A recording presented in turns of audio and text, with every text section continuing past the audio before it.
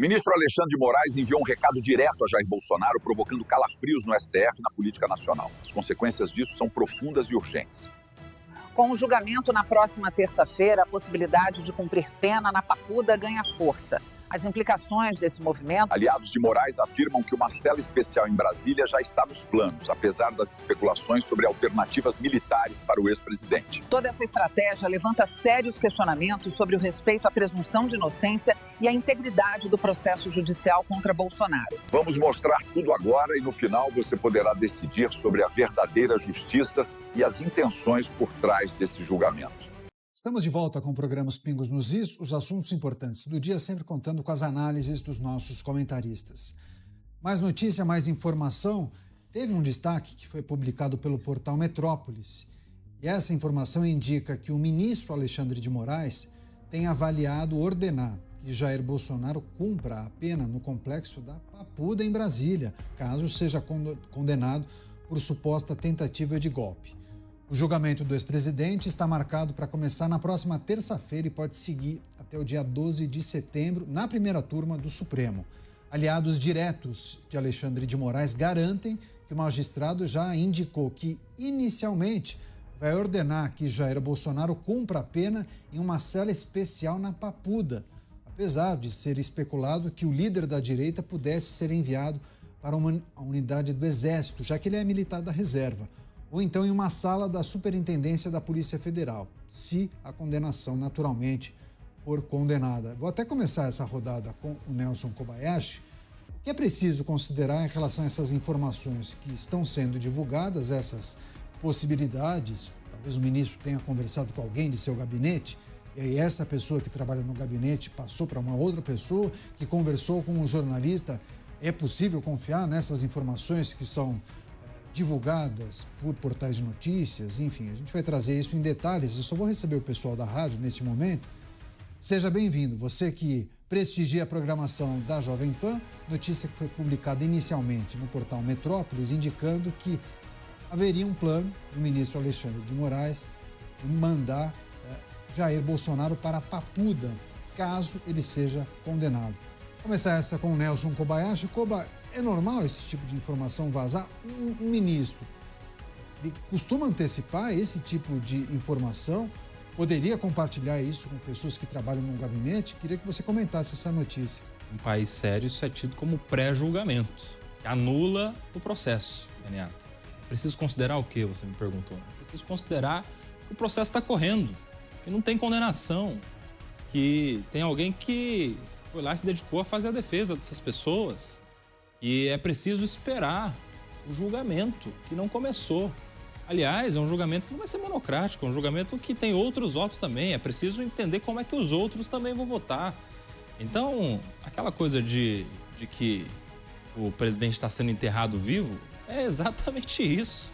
Está sendo enterrado vivo. Estão prendendo ele sem ele estar condenado. Tem uma expectativa de que será condenado? É claro, por tudo que a gente está vendo no Supremo acontecendo, no Supremo esses anos todos, tem uma expectativa de que seja condenado. Mas isso já denota, já mostra, já evidencia o nosso sistema de justiça que está pendente a condenar alguém sem respeitar o direito de defesa. Dá a impressão que tudo foi um grande teatro, Caniato. Dá a impressão que desde as testemunhas ouvidas, as defesas apresentadas, os advogados fazendo os seus peticionamentos, tudo isso é só pro forma. Uma formalidade necessária para algo que já estava determinado lá atrás, que é a condenação. Aliás, já estava determinada a condenação e já estão determinando onde será preso alguém que está respondendo a um processo. Em uma Constituição, em um Brasil que tem uma Constituição, que diz que a presunção é de inocência. Até o trânsito em julgado, até o trânsito em julgado de uma decisão condenatória, ou seja, até o encerramento por completo de um processo. Então há um grande desrespeito com o processo em si, com a defesa, inclusive com os outros ministros e com tudo que está acontecendo. E para fechar, é claro que se lá na frente isso vier acontecer, não vai ser na Papuda, que o presidente deve eventualmente cumprir uma pena. Ele é militar, ele é capitão, ele é ex-presidente. Nós já tivemos um ex-presidente preso E onde que ele ficou? Em uma cela especial na Polícia Federal, não foi isso? Foi lá que o Lula estava preso, quando cumpria a sua pena também. Mas de tudo isso, eu acho que esse é um assunto que não cabe. Onde será preso alguém que, neste momento, responde a um processo com presunção de inocência? Muitos comentários a respeito dessas informações que são vazadas, ou pelo menos pensamentos de um ministro antes do início do julgamento. A informação indica que Alexandre de Moraes estaria avaliando enviar Jair Bolsonaro a cumprir pena no complexo da Papuda, em Brasília, se ele for condenado pela suposta tentativa de golpe. Mas também há comentários que indicam que ele poderia cumprir a pena em uma cela na Superintendência da Polícia Federal, mas também o Estado de São Paulo, vou até trazer essa informação daqui a pouco, há uma indicação de que haveria um conjunto de precedentes que poderiam, inclusive, ajudar a defesa a brigar por uma prisão domiciliar. Mas você, Beraldo, que é preciso trazer, analisar e destacar a partir dessa notícia que foi divulgada inicialmente pelo Metrópolis? Eu queria destacar o otimismo do Koba, que eu, infelizmente, não compartilho, Koba.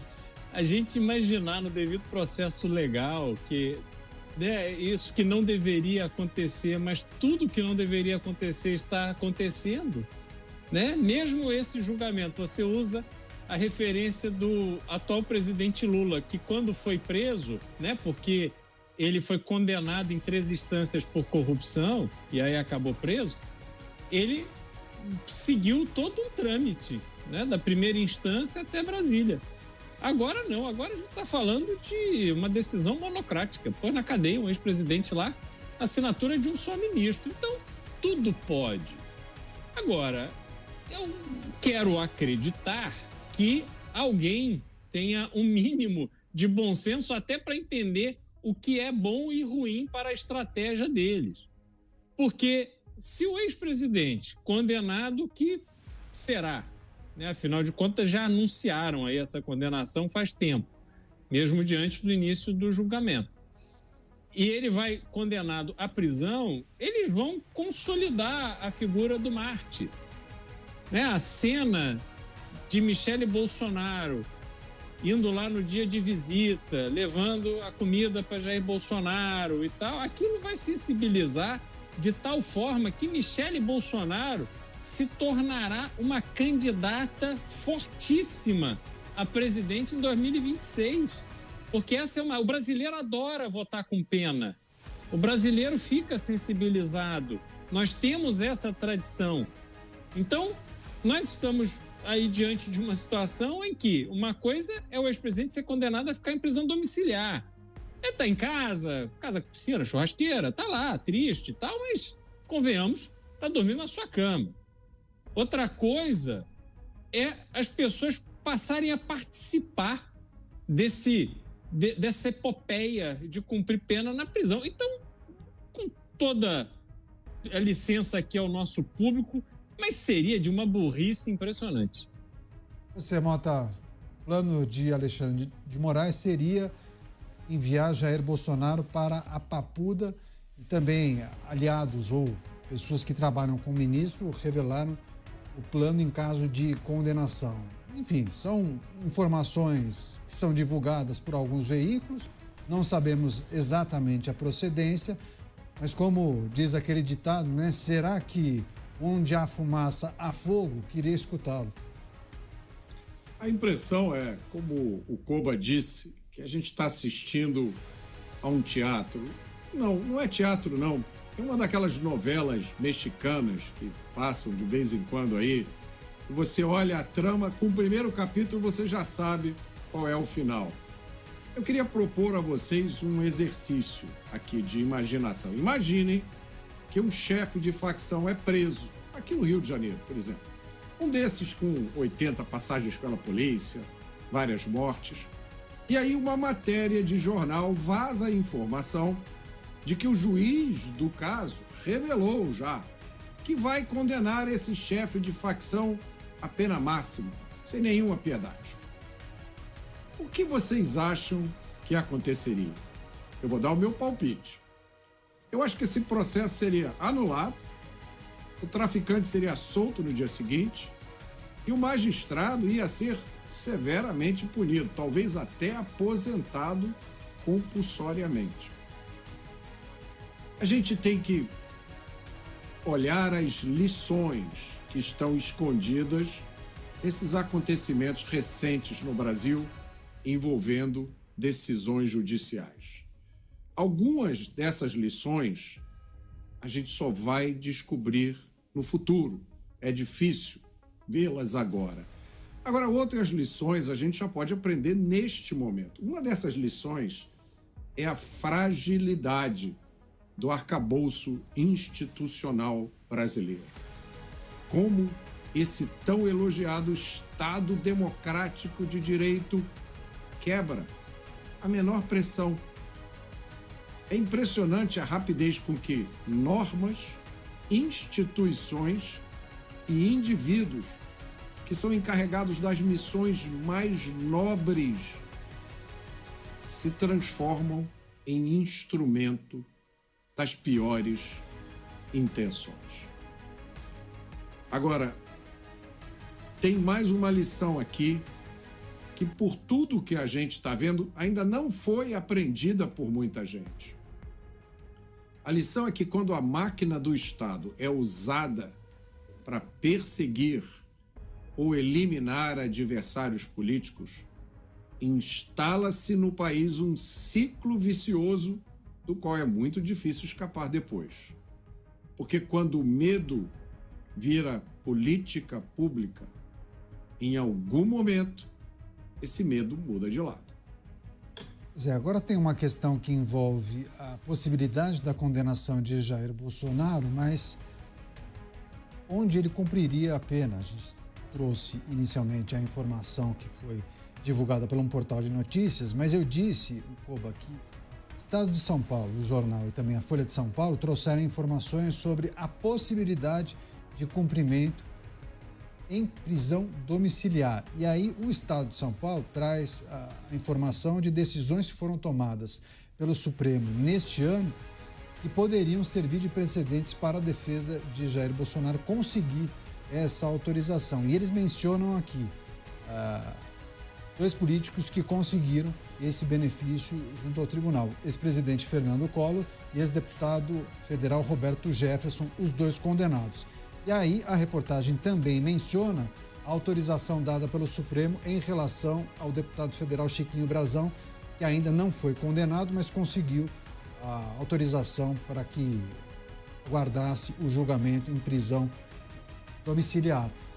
Quais são os fatores preponderantes para que o Supremo, no caso a corte que julga o caso, pudesse dar autorização para Jair Bolsonaro cumprir em casa? É a questão que envolve a saúde dele ou tem outros ingredientes, idade, ser ex-presidente, enfim?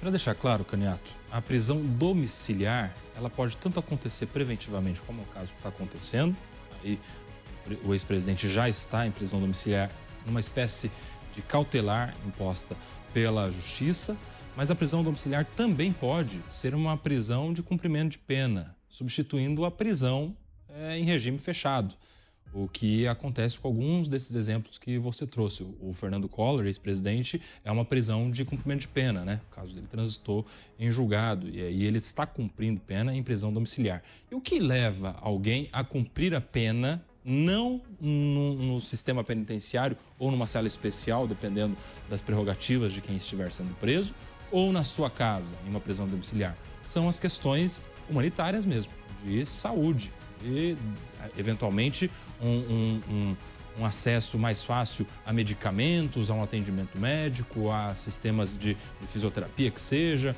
a necessidade de se correr para o hospital se precisar. E é o caso do ex-presidente Jair Bolsonaro. É inegável que ele tem sequelas gravíssimas do atentado que sofreu durante a campanha de 2018, uma facada que quase o ceifou a vida. Ele teve que passar por diversas cirurgias que a gente viu acontecendo, a última de não sei quantas horas de duração, uma cirurgia seríssima.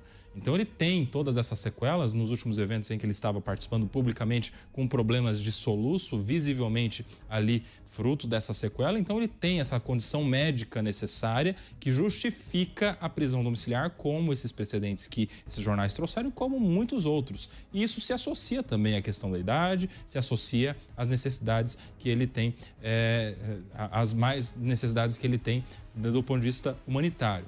Se fosse um juiz de primeira instância julgando, a defesa certamente já teria impetrado um habeas corpus preventivo, que é aquele que entra antes, justamente para evitar uma ordem de prisão em determinado presídio que seja, você já entra antes para ganhar uma decisão preventiva, no sentido seria, nesse caso aí, em caso de determinação de prisão, que seja uma prisão domiciliar pelas condições que se apresentam em relação à saúde. Só que tem uma coisa, no caso do ex-presidente Bolsonaro, não dá para entrar com esse habeas corpus preventivo. Por quê? Porque não cabe habeas corpus contra a decisão de ministro de suas excelências, os ministros do Supremo Tribunal Federal. Eles não estão sujeitos a terem as suas decisões discutidas em habeas corpus, o que é muito questionável, mas é uma jurisprudência que já se formou há muito tempo no Supremo Tribunal Federal. Então o Bolsonaro está numa situação, rapidamente, numa situação muito difícil, que é o quê? Se sair uma decisão mandando ele para uma prisão preventiva, hoje, amanhã, né, que seja aí dada antes do julgamento, ou depois do julgamento para o início de cumprimento de pena em uma prisão no sistema penitenciário, aí a defesa vai ter que correr para pedir para ele ficar na prisão domiciliar com os documentos médicos. Está nessa situação aí de ter que esperar acontecer para reagir.